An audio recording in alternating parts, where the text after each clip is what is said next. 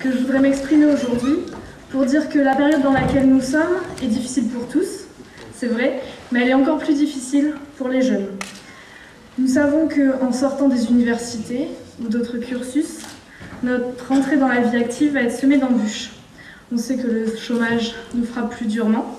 En 10 ans, il a augmenté de plus de 10%, on en est aujourd'hui à 22% pour les moins de 25 ans.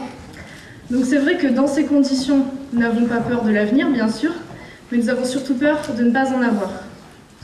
En fréquentant l'université et par mon expérience, je me rends compte que mes amis ou les étudiants que je rencontre ont tous les mêmes angoisses.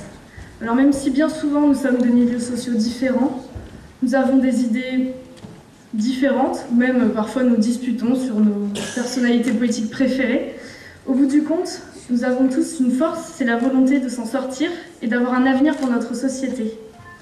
Alors on peut comprendre pourquoi cette année, nous avons défendu les universités qui vont être en compétition les unes avec les autres, qui sont en voie de devenir des milieux élitistes réservés aux plus riches, avec l'augmentation des frais d'inscription.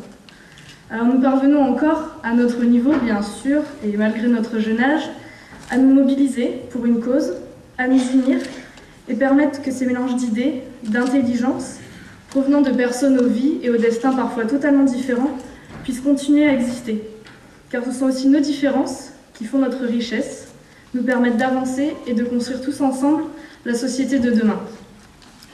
Alors nous demandons du soutien, de l'encouragement dans cette période où tous nous savons que la vie sera plus difficile que celle de nos parents. Il faut nous faire confiance, car comme on dit, la qualité n'attend pas forcément toujours le nombre des années. Bien sûr, on ne va pas tomber dans l'excès inverse, on ne va pas faire du jeunisme. Il faut éviter dans toutes les structures, aussi bien le monde du travail, mais même des milieux politiques, je dirais. Il faut certes un renouvellement générationnel, sinon au bout du compte, un jour il n'y aura plus personne. Mais il faut allier les gens d'expérience qui peuvent nous guider et les gens qui débutent et peuvent arriver avec des points de vue neufs et du recul. C'est aussi ça le lien intergénérationnel.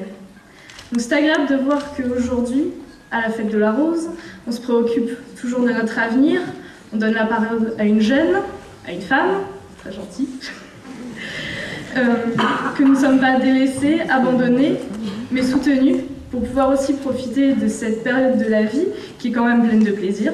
Car comme a dit Simone de Beauvoir, comme il n'y a qu'un printemps dans l'année, il n'y a qu'une jeunesse dans la vie. Merci.